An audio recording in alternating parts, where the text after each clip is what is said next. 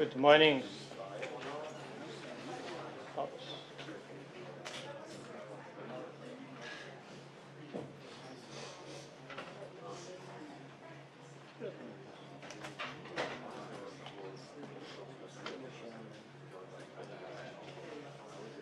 Any questions from the previous lecture you have?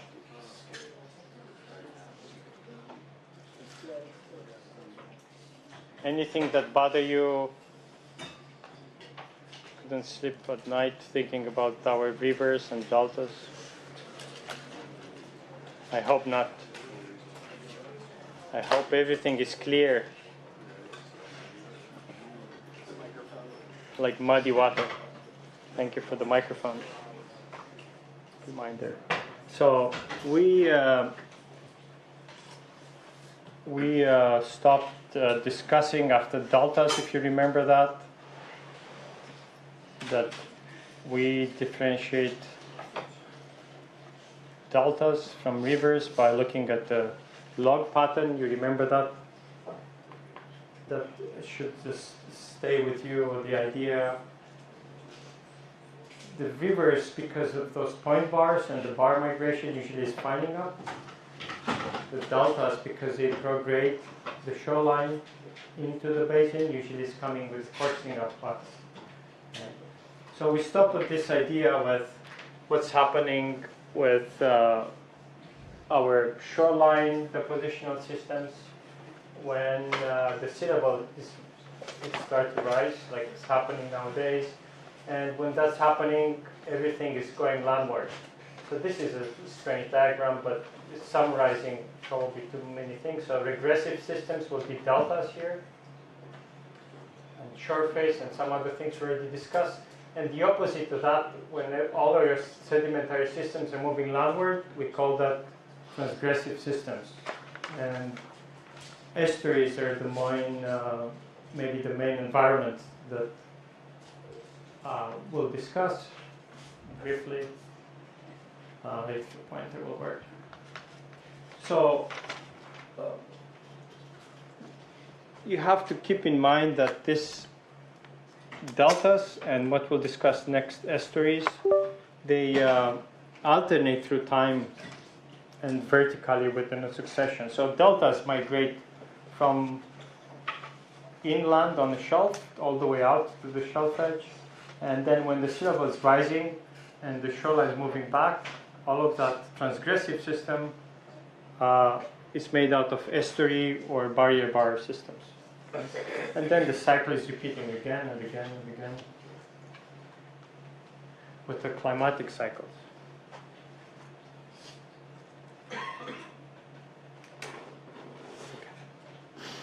So an estuary here, and this by definition is a seaward portion of the drowned valley. So you have a lot of such estuarine systems at the northern Gulf of Mexico.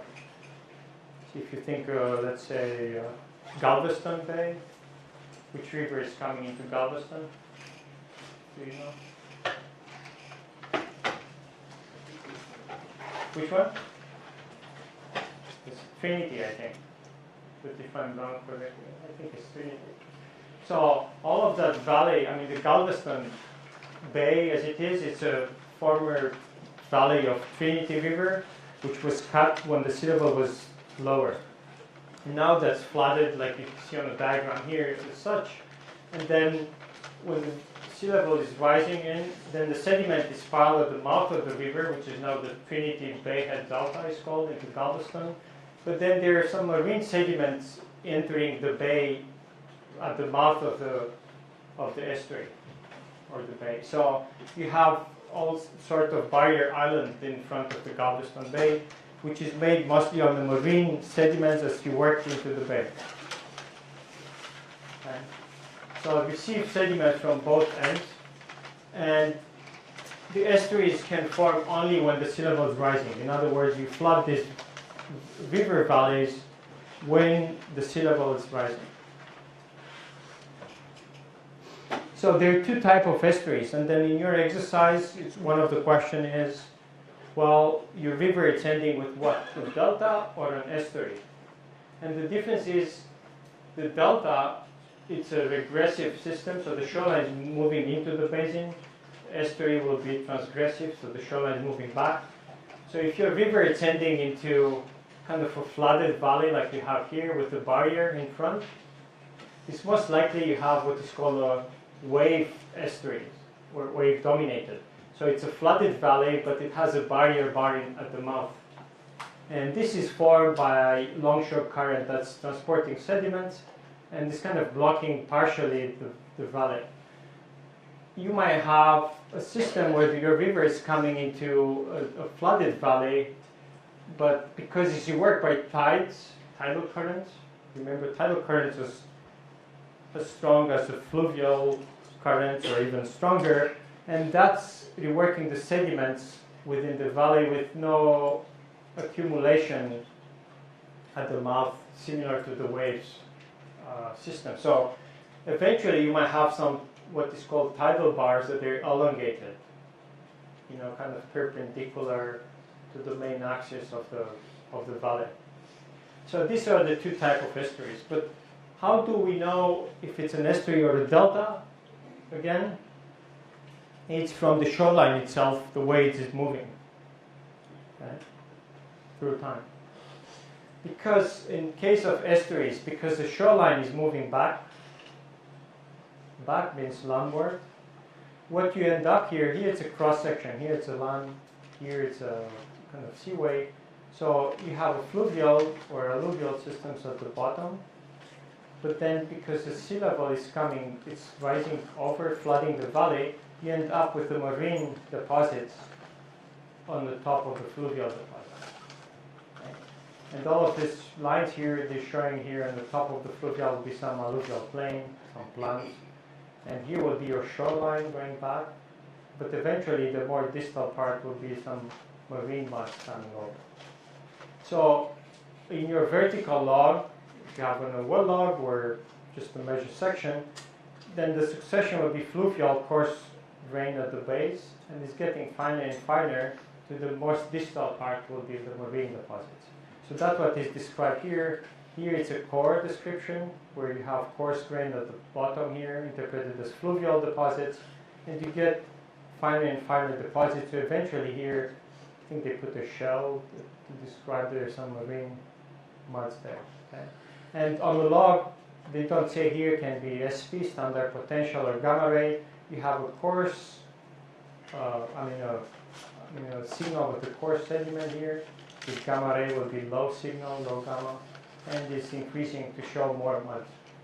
So remember that this pattern of finding up we also had in the fluvial systems.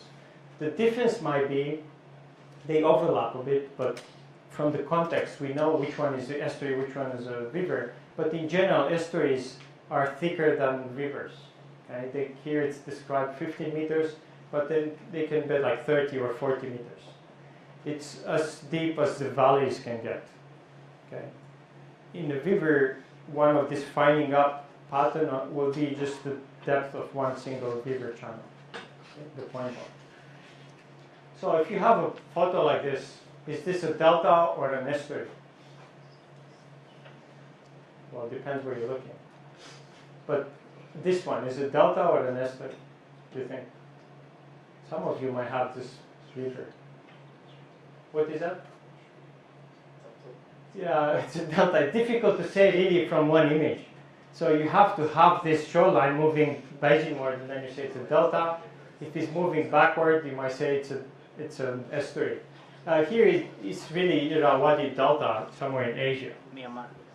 Okay, Myanmar. Fernando wants to get political here, changing names. But yeah, okay. So but then this here, you see the funnel shape opening of the channel, so it might be tidal. And also, if you look here at this embayment, there are also strong tides. Some of the sand bodies not so well seen here, but they're elongated perpendicular to the mouth. Okay, so like I started to say that these deltas that we discussed and then estuaries, they come together. So here it's a bit, so the idea is this, you have a regression. So this will be, you remember some delta like cliniforms, like timeline. with the coarser proximal and the finer distal. So with the regression, you build the deposits toward the basin, and you end up with a coarsening up pattern. But then the sea level is rising, and it's pushing our shoreline all the way back.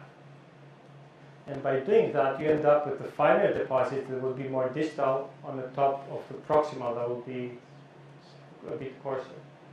Okay? So then you end up with a fining up pattern.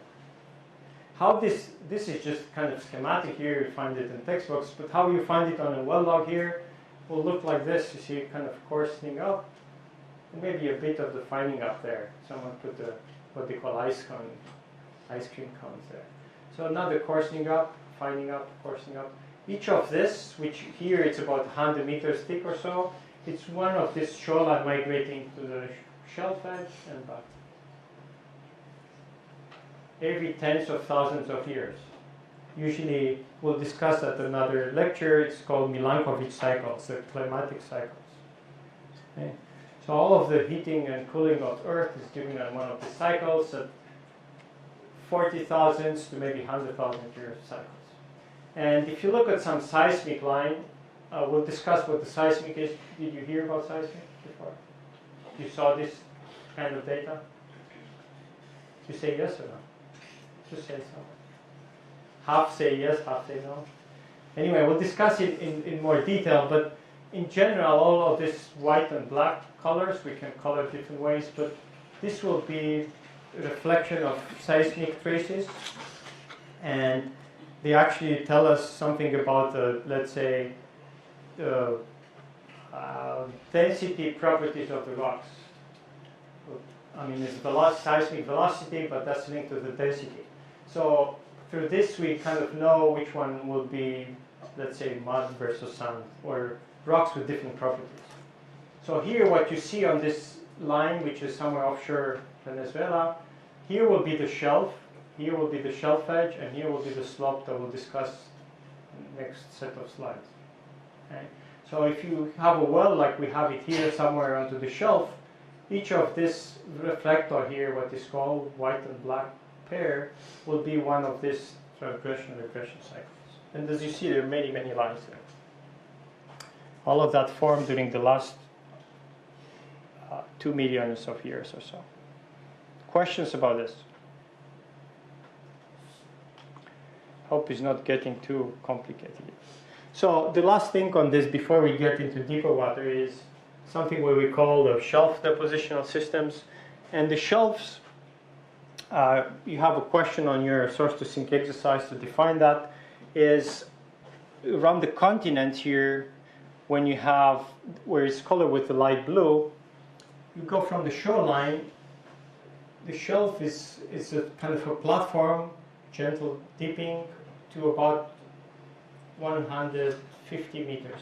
For textbook you find 200 meters, it's between 100 and 200 meters. And from there it's a more abrupt sloping geometry here. Okay? So the shelves are all the areas around the continents, they go down to 100 to 200 meters water depth. And here it's a sketch to emphasize that. So you have here, the shoreline will be somewhere here. It's difficult to see that, but the platform, the flat area around the continent here, to a depth of maybe 100, 200 meters, is where the shelf area is. Okay? And a profile here at the Gulf of Mexico, you have the shoreline. Here's Houston. So all of this kind of flattish area here, the same color was showing, that would be our shelf. Okay? And here will be the slope that's quite irregular and steeper. So what we emphasize here is the shelves are quite gentle, 0.1 degrees. Okay? So that's, you try to keep your hand flat and you cannot, so it will be 0.1 degrees deep. So again, if it's a number to remember, you can say 200 meters where the shelf breaks happen. So to make it simple, what's happening on the shelves? When they're flooded during the transgression, you push the shoreline all the way back, and then the sediments onto the shelf, they are reworked. Now, if you have strong waves onto your shelf system, then you have wave-dominated shelves, or if there's tidal currents, you have tides. And if it's little sediments accumulated on a shelf, or the reworking is too strong, then you end up with what is called sediment-starved shelves. So it's not much sediments to rework. And a sediment-starved shelf will look like this. It's what we call a lag of sediment. So they're just some coarse-grained particles, in this case, kind of shells, fragment, but not much loose sediments to be reworked. Okay? That's of less interest to us because there's no sediments there, no rock. Eventually, we end up with missing deposits. But if you have waves onto your shelf, you end up with what is called sand waves. And some of these sand wave systems on the shelf, they can get quite large. The water depth is 1 to 200 meters. And the waves will keep reworking this into like smaller kind of sand waves, and eventually they migrate to make bigger, what they call here mega ripple sand waves. Okay? They can get up to meters, or a few meters, up to 10 meters. And they have kind of straight, crested, elongated, and they align with the wave field. If you have strong tidal currents, they work your shelves, you end up with what is called tidal bars, and this will be elongated in geometry. And here it's an example from North Sea between England and mainland Europe. And there are strong tidal currents here, and then the arrows are pointing to the main direction. And you see any sediment that is on the shelf here, like 30 meters water depth, they're reworked into this elongated sandbars. Now the question is, and here you have a sketch, it's a few meters high, they can get up to 15, 20 meters even, and across they're hundreds of meters, and they have some geometries internally according to the way they migrate. So the question now is, are these good reservoir or not? The sound waves, the tidal bars? Remember, we're after the reservoirs all the time. So will be this good reservoirs or not, according to you? You say yes, but can you give us a reason why? Yeah, so it's well sorted. So if you have these bars kind of buried by the next transgression, some muds kind of covering them, you end up with maybe good permeability, good porosity of the sands. But the problem is that to really hit them. Right? So they have complex internal geometry, and also they kind of arrange in this strange direction according to the paleo tidal current. And here it's easy because we see and we measure it, but imagine doing this exercise in some Cretaceous seaway, which now is not anymore. So there are some good reservoirs, but quite difficult to work with, the tidal deposits.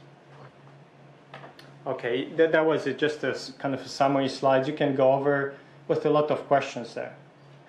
And I know you say, well, so many questions to go over. Excuse me. But the thing is, some of them overlap, okay? So I hope it's will not be difficult. Questions about this deltas? We go next into deeper water. So we continue the story with what's happening when the sediments reach the shelf edge. Oh, they don't like something. So, okay, so remember we trace what's happening with sediments from the high relief area where they're eroded and then transported, through alluvial farms. Maybe some of the sediments drop into lakes or eolian systems, but a lot of them, they reach the shoreline via the fluvial systems and build different type of deltas according to processes you're working on.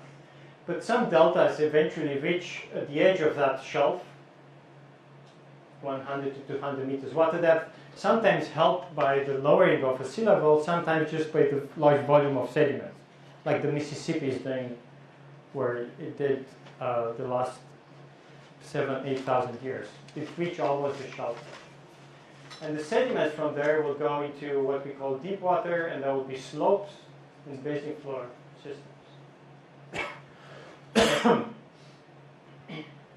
So, I mean, why it's important to look into deep water? Well, it's covering most area of our planet here, so about 70%. And then again, part of it was the shelf that you saw the image before. But deep water is kind of darker blue, what's coming off the shelves.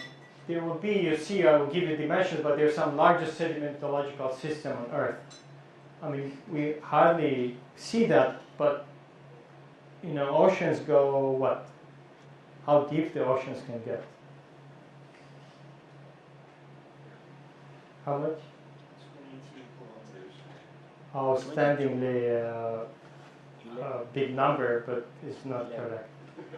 It's about 11,000 meters or so. Average 4. Average 4. Yeah, an average is 3,800 meters or so, if you do the average of the ocean depth. So all of that thousands of meter water depth, then you accumulate sediments at the edge of the continent, and you end up with features as big as that, thousands of meters deep or extensive. Of large hydrocarbon accumulations at the Gulf of Mexico, a lot of deep water exploration happened. And then the problem with that is that it's not so easy to observe these things into such a great depth. And then some of these flows are kind of high energy, violent type of flows, and it's difficult to have instruments observing these things. To link with delta again, but we link it already by having some of the slides coming from the previous lectures. The shoreline is moving again through regression, moving deltas toward the shelf edge. Like Mississippi, it's almost there, the modern Mississippi Delta, almost to the edge. It prograded Mississippi from its own valley here when it was flooded back as an estuary. It built out almost to the edge. Okay. So the Mississippi was doing this back and forth for the last few million years. And then when it's reaching at the shelf edge, the sediments are going through the slope. Now, everything that's on the shelf, we call it deltas or shallow water systems. Once you pass the shelf edge, we call that deep water is dominated by turbidites or turbidity flows. So no more waves because it's too deep, no more tides because it's too deep. So all of this will be some sort of gravity flows like we'll see. So we change the processes that move the sediments down. Okay. So things to remember then, it's on the shelf we have waves and tides you work in our sediments. And emphasize that because the sand body geometry will be different. Okay.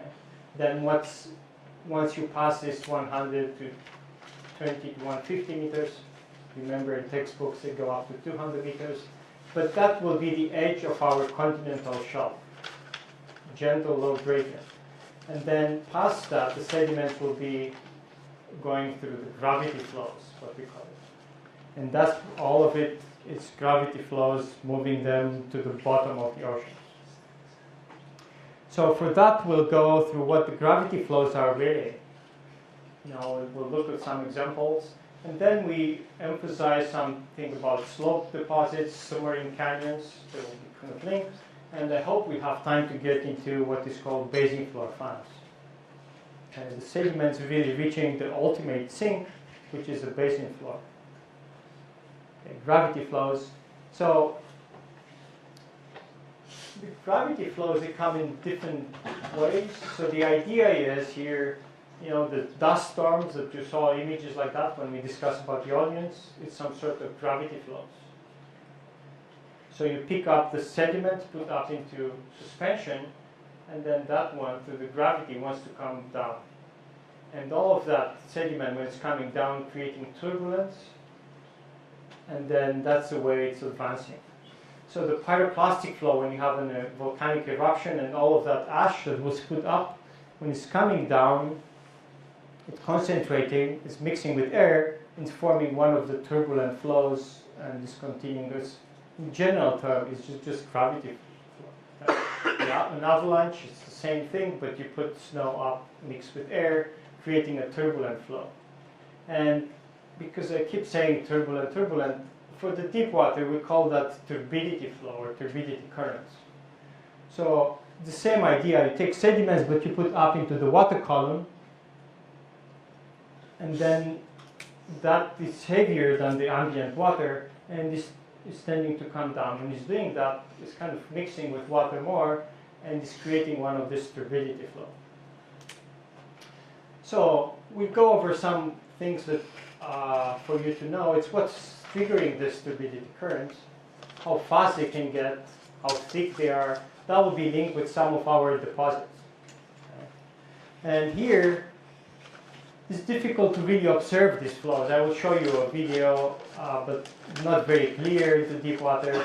So a lot of experimental work was done to observe this thing. So here's like a really long fish tank, and you mix some sediments in the water and release it into your fish tank, and then you end up with one of this turbulent flow mix of water and sediments that's moving here on a gentle slope, kind of sideways. And again, here is the water top, and here is the top of our turbidity flow, or turbidity current.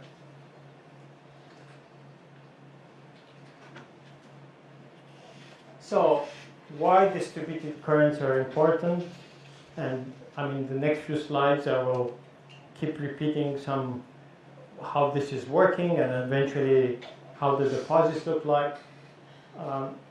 Again, like I say, as you pass the shelf edge, this is the main process that moves the sediments through submarine landslides. Eventually, we'll discuss that all the way from the shallow water on the shelf. You have this new term, neritic. Did you hear that before? No. Maybe some biology classes. This is words that the biologists like to use for shelf, and for deep water they use a bathyal word, okay, when they refer to the different type of organisms.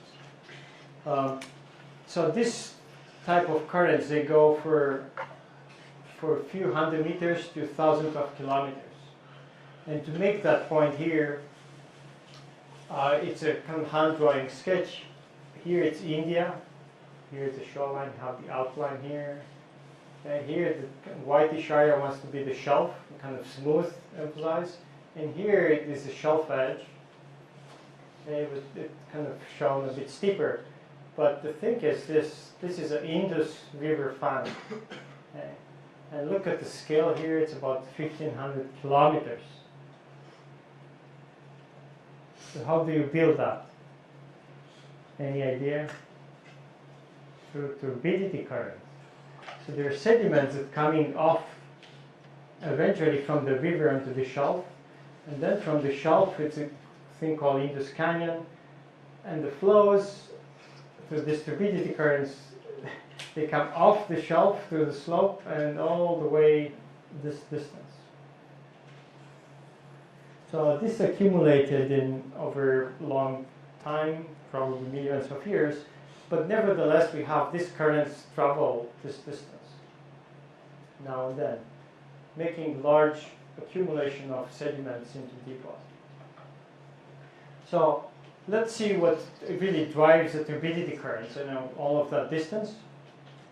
So the motion is driven by the action of the gravity, okay, on the density difference between the particle and fluid mixture and the ambient fluid.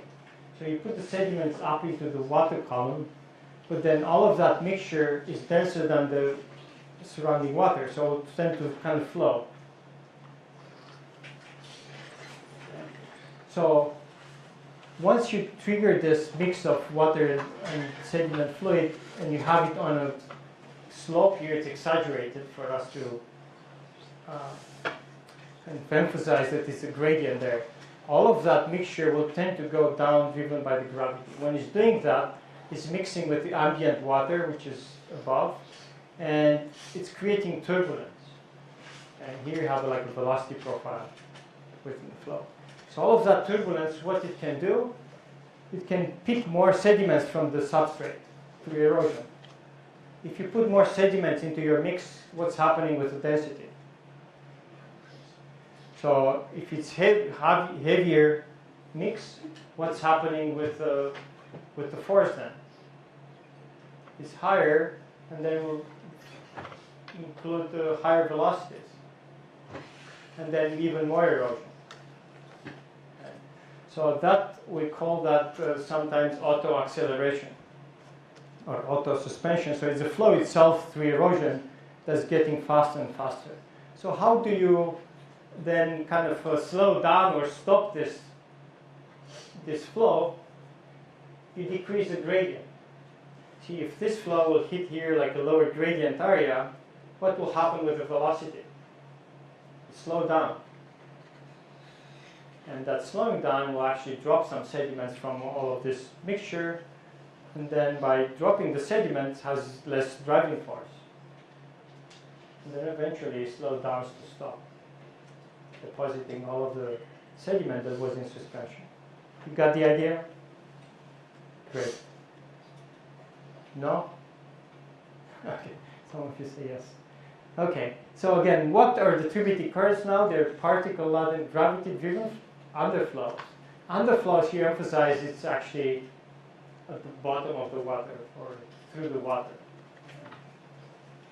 And the particles are largely or wholly suspended by a fluid turbulence. And again, have this idea in mind. Okay. So through the flow, like I say, they exchange particles with the sediment bed through deposition or erosion and resuspension. So by doing that, the velocity of the currents get faster or slower. Okay. And if you keep suspended sediments through your flow, then it's called auto-suspending. And if you keep eroding more and more, you increase the velocity, so that's called auto-acceleration. So the current itself is going faster or slower according to how much sediment can erode or not from the substrate. Let's see, we have some videos here, some animation, so you can, nothing beat a video. Don't say it's not working. I have to open this YouTube things. Maybe you, yes. This is a long way. Uh-huh. But I know you're curious about these things now. Where should I go do this? Microsoft Edge. Do we like Microsoft? It's just easy. No, Google. Yeah. Okay, so turbidity you currents will are density-driven flows, usually at the bottom of the ocean or lakes, or sometimes quiescent pools and rivers. Here are shown numerous examples of turbidity currents in laboratory apparatus. This first example is a turbidity current running down a ramp. You can see clearly the turbulent head, the body, and the tail behind. Seen from the other side, it looks very similar. Once again, you can see the turbulent head, the body behind it, and the very end of the tail. This is a front view with the turbidity current running toward you. This was taken with a GoPro. Here's a turbidity current running again down the same slope. And again, you can see the anatomy of the turbidity current. Once again, a turbidity current running down a ramp, but this time entering into an open basin, spreading out in a lobate shape, and encountering an obstacle, which it goes around almost over.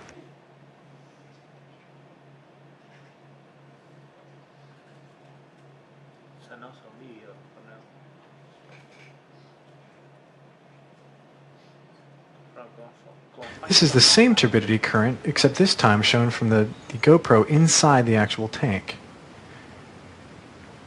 And again, from one of the GoPros in the tank, but looking down on the turbidity current below.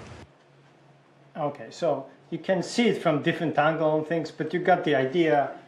Then it's this mixture of sediment and water, and why it's able to flow, on gradients they're quite gentle, is driven by this gravity. So the sediments want to come down, create turbulence, and through that is moving kind of down slope or down gradient. And there are a lot of experiments with different type of mixture, different grain sizes, different gradients about distributed currents to look at the deposits. And at school here we also have like a 3D tank, and they do experiments like that. Let's see the other animation. So the other one, or the video here, is that they put actually where is it copy? So they put the submarine or a small kind of remote control device into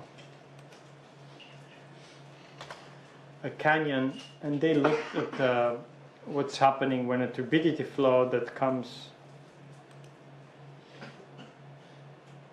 And here is the story. Okay, so they will show, so the top is just the turbidity current, and then they have a scheme here. Do look at the left, it's 100 meters high, and then it's a higher density flow and with a turbulent top. And they have their kind of bathyscaphe there, or ROV, remote operated vehicle, and they put it down into the water here.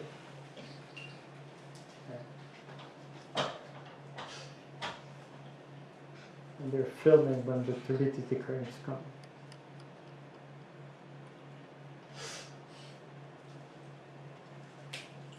So, 300 meters, excuse me?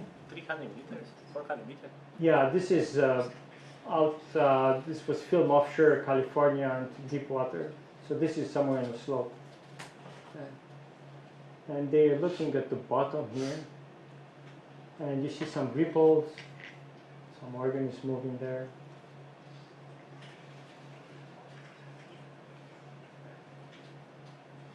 So now it will show us a dense sediment layer at the bottom of the flow. Nothing you can see. It's high concentration of sediment.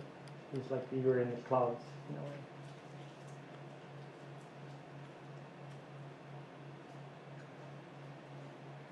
They have those laser pointers with red there. I think they measure distance and also some velocity with that.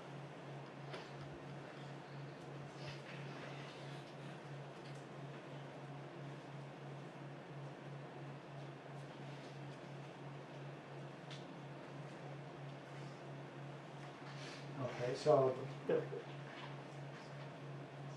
the transparency of the water is linked with the turbidity. So the high turbidity on the diagram is the darker brown there, and then the lower, kind of lower concentration is the lighter brown. Okay. So all of that material is moving is with the turbidity current itself. That was it. Not much to observe in the deep water. And that's one of a kind. This guy's oops, it's too much science for us. Okay. So it's difficult to really observe this kind of flows. And they try experiments. They put this onto the slope, into the canyons. And one of these currents, when it's coming, is just washing down all of their instruments. They're kind of high velocity flows, and then let's see what's up here, and then it's difficult to record anything much about this currents. So how it happens, I mean, even the ones that they recorded there, I mean, what triggers such currents? And one idea is the earthquakes.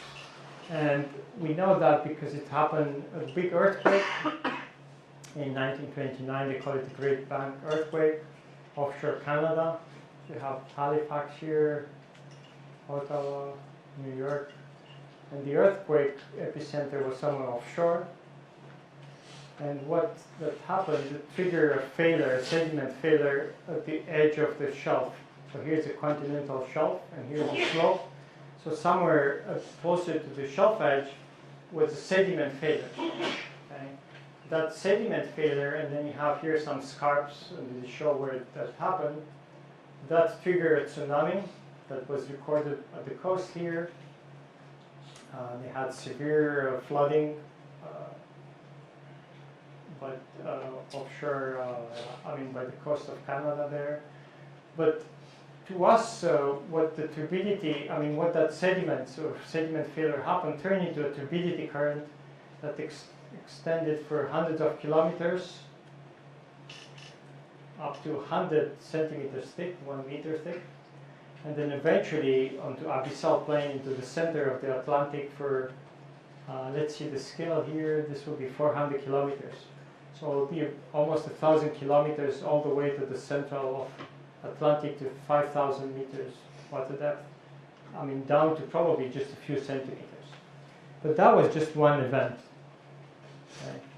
So why this earthquake and flow was of interest is that because at that time this turbidity current actually cut some of the telegraph cables in 29. So what's happening, they noticed that the connection between let's say North America and Europe was start kind of interrupted and cutting these cables. And because they knew the location of the cables, they were able to actually calculate the velocity of some of these flows. And they come up with about, 45 miles per hour, 72 kilometers per hour of these flows that disrupted everything on the floor and eventually breaks some cables. The volume of the sediment was calculated to be 175 cubic kilometers. Okay. So, and this was just one event. Okay, just one event. But now, if you have multiple such events, sediment failures, you accumulate eventually on the basin floor a great thickness of sediment. Okay, that's the main mechanism. That, as you saw, this like Indus fan or cone that I showed you earlier that's going 1,500 kilometers on the basin floor. It's built through such events. Sediment failure, earthquakes, or sometimes you'll see you can just kind of oversteepen, accumulate too much sediments that is unconsolidated, and that's trigger one of this turbidity flows. So how to initiate this? Suspended suspensions. That sounds a bit strange, but you need suspended sediment that has to be up into the water column, and that's happening through the slope failures. Okay, so any failure, typically it's at the shelf edge here because it's piling sediments from river from the shelf and becoming too steep, and it fails, and it's transporting the sediments all the way to the lower slope or the basin floor. Another mechanism was lately, discussed a lot, is rivers in flood. The idea is that if you have rivers, like a photo here, that they have a lot of sediments in suspension, it's already, mixed water sediments with an excess density. And then when you put into, let's say, cleaner water of a basin, all of that, it's plunging here. It's like a turbidity plumb. And then it's getting to the bottom and it's continuing to flow as a turbidity current. And people argue that some rivers offshore California, when the rivers come from the steeper slopes of the Rocky Mountains, when you have heavy rain, it was in the news, there was heavy rain after for example, the fires we had, and they were forming debris flows and a lot of sediments washed. A lot of those rivers will form this, what we call hyperpycnal type of flows. So straight from the river, they go to the bottom of the sea.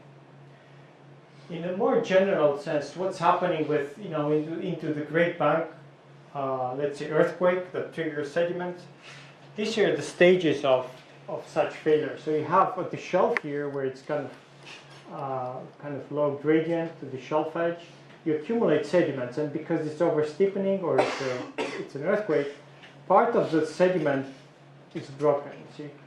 and you might form a slide here, which is still cohesive sediment, maybe. And as this is going down the slope, it starts mixing, it's forming like a slump. And then if you mix the sediments even more, you end up with a debris flow. You remember the debris flows we discussed about? Okay. If you mix the sediments with water even more, you end up with a turbidity current, like you just saw there. And these turbidity currents, again, gravity flows, they eventually go on the gentle slopes all the way to the middle of your basin you have. Okay. So all of this, there's some sort of gravity flows, the slides, the slumps, the debris flows, turbidity currents. So from a block of sediments, if they're loose enough, again, you go through all of these stages. Okay.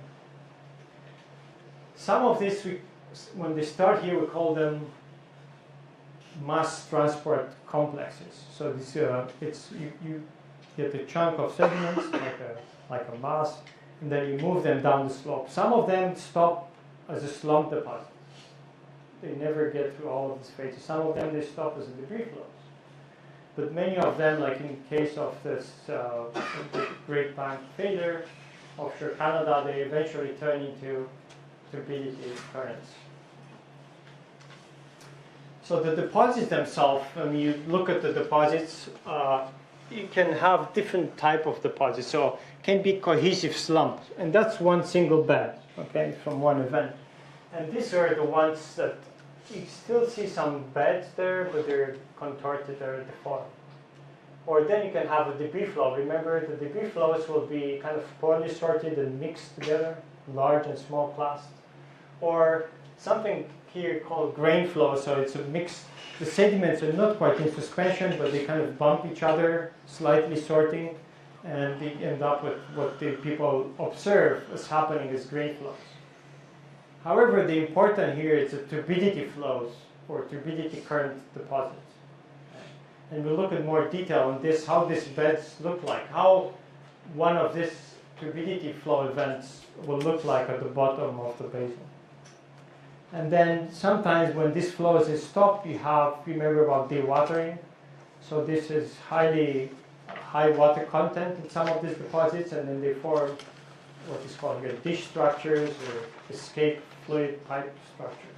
Just water getting out of your fluids. That's also typical for this deep water deposits.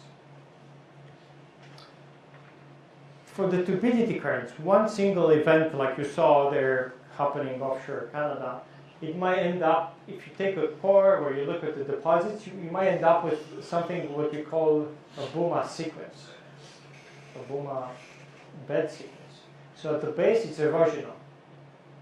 So why it's erosional is because of that turbulent flow, it might have some erosion at the bottom. But then if it's slowing down, like we say, it can slow down and start depositing the sediments. Which sediments will be first to settle? The coarses.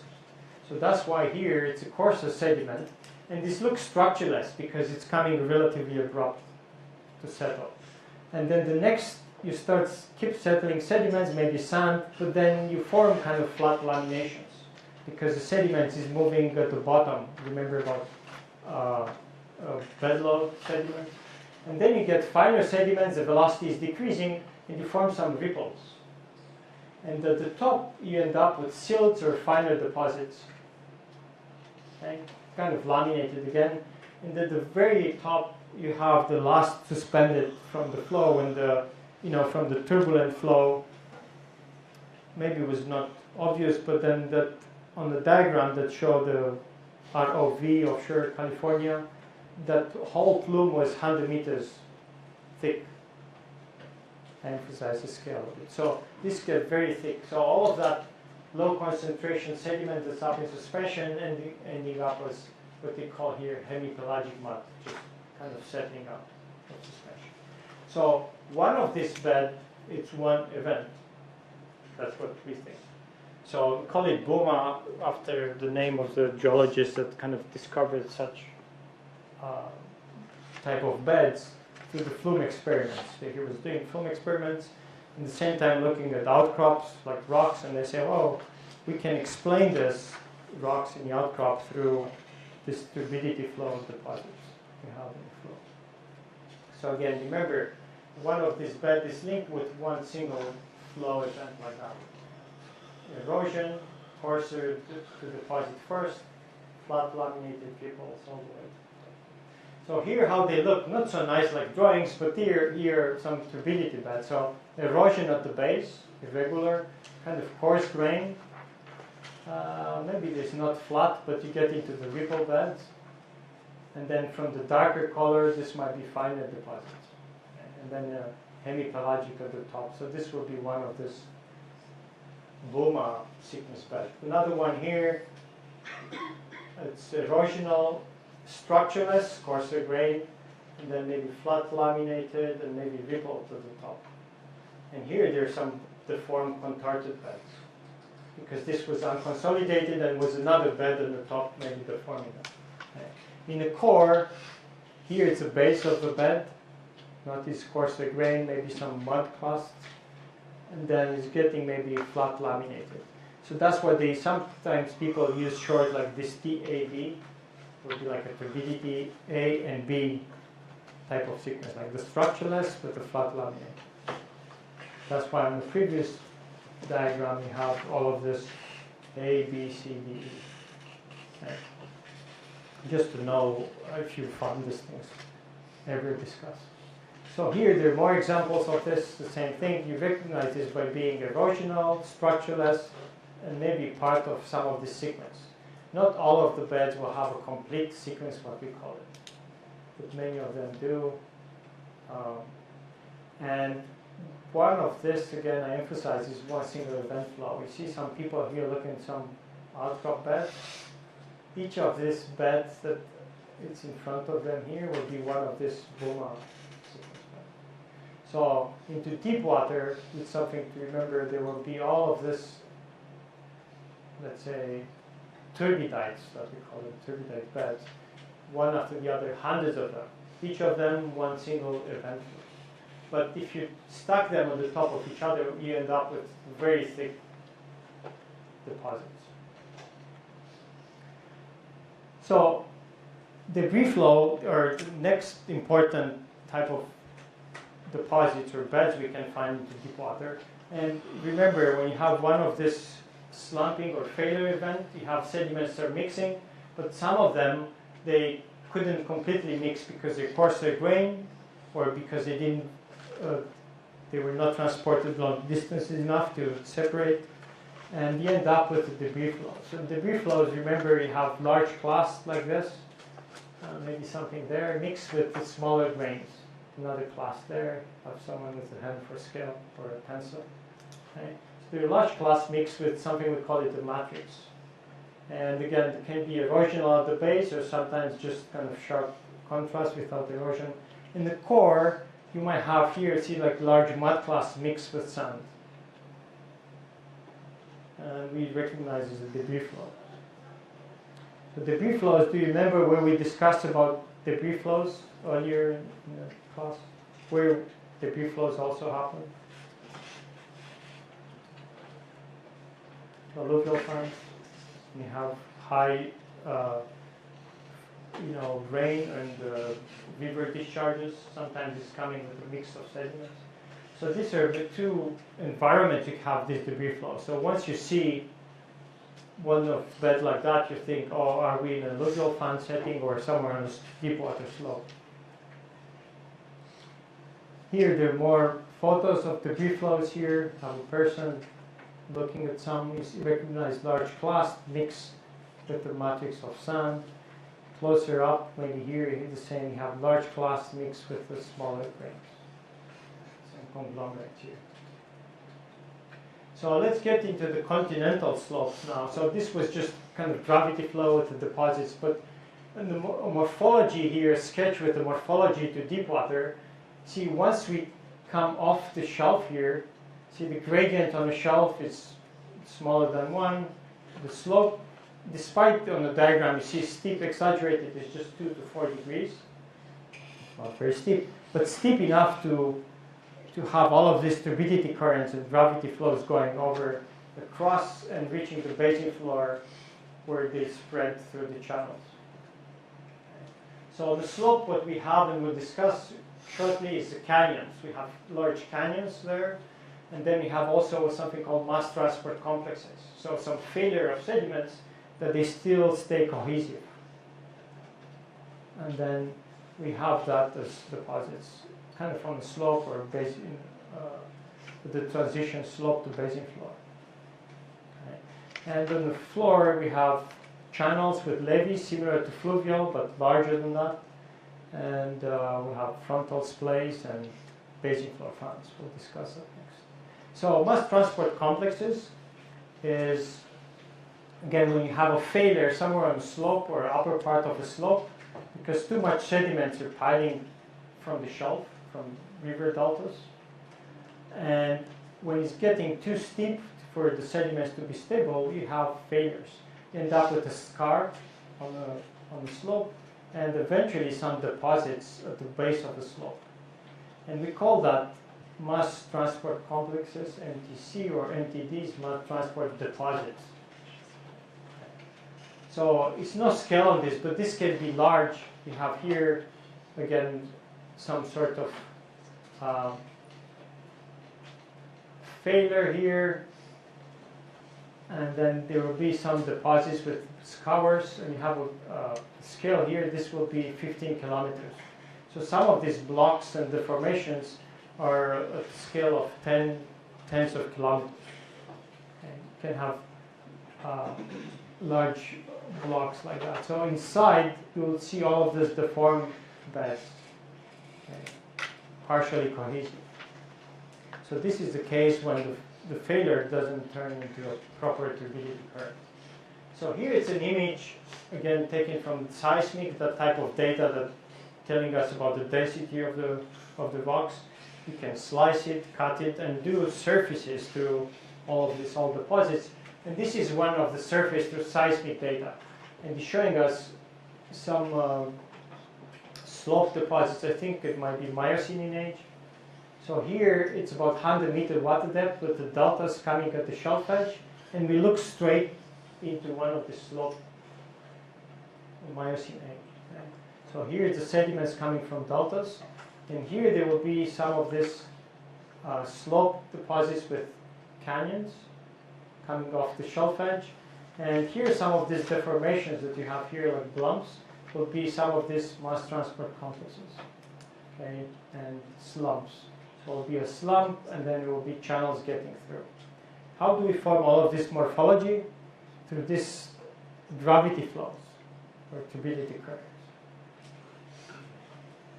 Okay. So we have, on these morphologies that you saw earlier onto the slope, we have two types of conduits. So some of them, they're channels, we call them slope channels. So it will be just conduits for turbidity currents. And some of them, we call them canyons. So what's the difference between channels and canyons? Any idea? Canyons are bigger. Yeah, canyons are deeper, yeah, larger. But it's something else beside that, because, I mean, in the discussion between geologists, we kind of got confused. In the outcrop, you see a cut, 20, 30, 40 meters, and it will be as big as this building. And you will say, oh, look at the canyon. But in the morphology that we have nowadays, some canyons go 1,000 meters deep. Okay, so then, how do we really separate them? It's actually through this idea that you have a turbidity current, and if your turbidity current height is higher than the side of the conduit, it's getting up and eventually spilling out, you might have a channel. So the turbidity currents, they can take all of the sediments up in suspension, like I say, hundreds of meters or even more. And then sometimes it's higher than the channel levees, and that we call it channel. The canyons, they actually contain the whole flow. So even if the flow is getting 100 meters high, the conduits that we call them canyons should contain all of that flow within them. So it's nothing actually coming out of it. Well, if we look at the deposits, it's difficult to argue that, but the difference is, in case of the channel, the sediments from the turbidity flows are building the sites, similar to the fluvial channels. Remember when we say the levees are made by sediments taking out of the channel during the flood. The same with the turbidity current here, they come out of the channels, they're building the levees. How large are these canyons? So you say, well, the canyons are larger than channels. The canyons in the submarine systems, they're larger than the canyons we know from the continents. So here it's a scale in kilometers. So some of these canyons, they get more than 1,000 meters deep, and they're tens of kilometers wide. We have a Grand Canyon. Okay, green is a Grand Canyon that we're amazed about how deep and how big it is. But some of these submarine canyons are about the same scale or even larger. They're just wider, some of them even deeper. Okay. And what these canyons cut into? Into the slope deposits, into the continental slope. Okay. It has high relief, and these canyons are cut by the turbidity flows, which they just pick up the sediments, like we discussed. They accelerate, pick up the sediments, erode, and cut to this great depth. Yes, question? Looks like a trench. A trench? What do you call a trench? What kind of trench? Mariana Trench is a tectonic feature. We can discuss about that, but in a tectonic class. So where the plates are subducting one under the other, you might form a trench, and that will be parallel with the continental margin. Okay? And that's getting deeper. Some of these canyons will be actually perpendicular to trenches. The canyons will come kind of normal perpendicular to the continental margin. The trenches that you have in mind, like Mariana Trench, will be kind of parallel with the continental margin. So if you look at the width of these deep water channels and the depth, so here channels mean turbidity channels, not necessarily canyons, but I think some canyons I suspect might be included here. So the depth of these channels, they can get up to hundreds of meters. Okay. So hundreds of meters deep channels we have.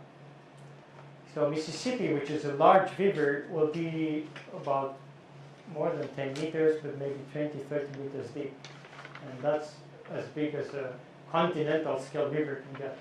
And the width of these channels, they can get up to tens of kilometers. Okay. So how wide is the Mississippi River channel? Any idea?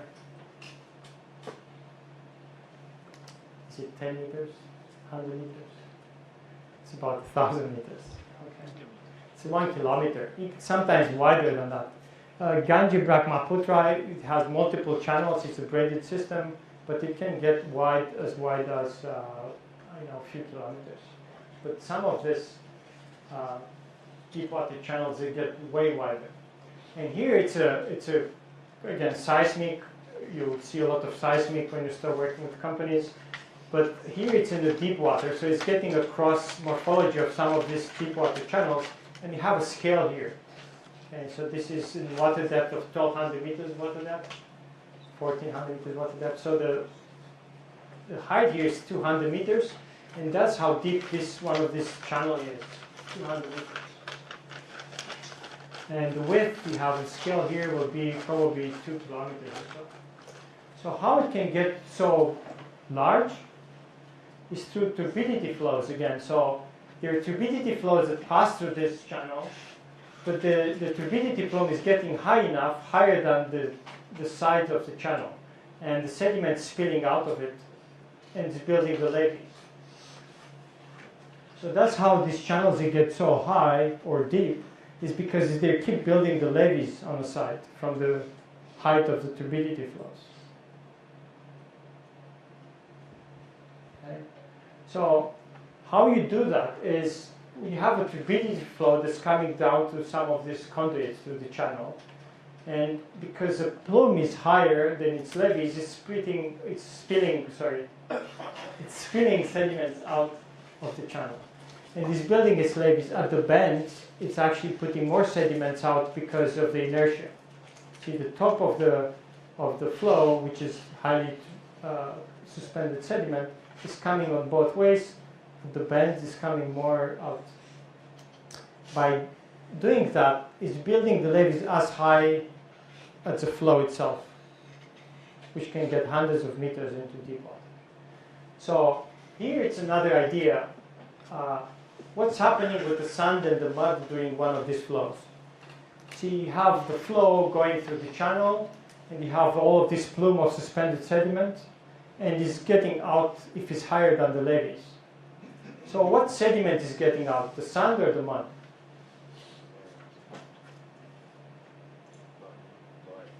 We have a sand or a mud answer. Which one is correct? The question was clear. You have a turbidity plume, and then the top is getting out, passing the levees. This is sand or the mud? Thank you. So the finer grains are actually getting out. So what this diagram is telling us here is, say, if you have a half sand, half mud flow, and it's going down in one of these channels, you have the mud, as you're going along, you keep losing the mud through this process, getting off the channel over the levee. And if you're doing that, the ratio of sand to mud, it's actually increasing.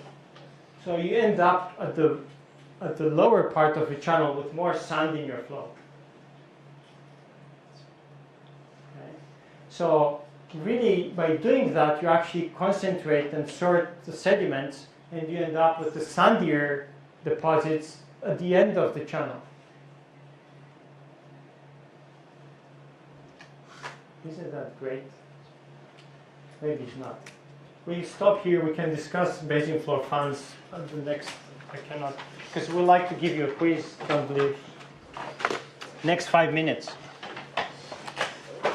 So be sure you put your name, please, here, and the UTID. Yes. I can get stuff from.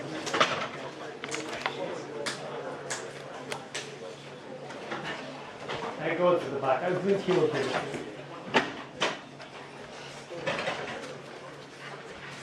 No, get the pencil. Antes was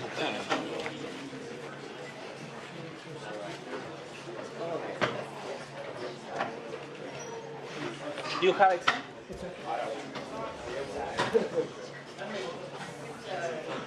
Okay. Remember to put your AID and your name. The front page. Make my life easier. So write your UTID first, that's important, and then your name as well, but I hope the machine will recognize.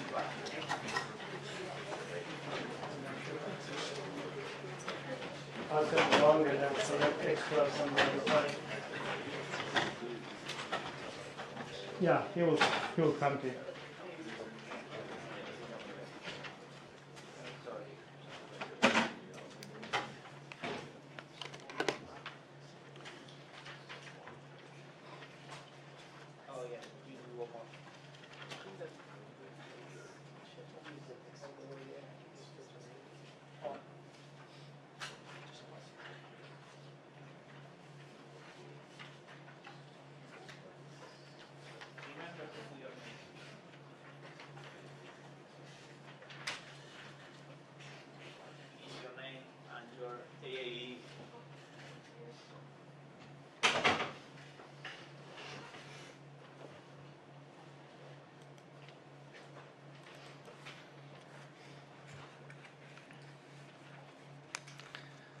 Oh yes, Cornel, can you feel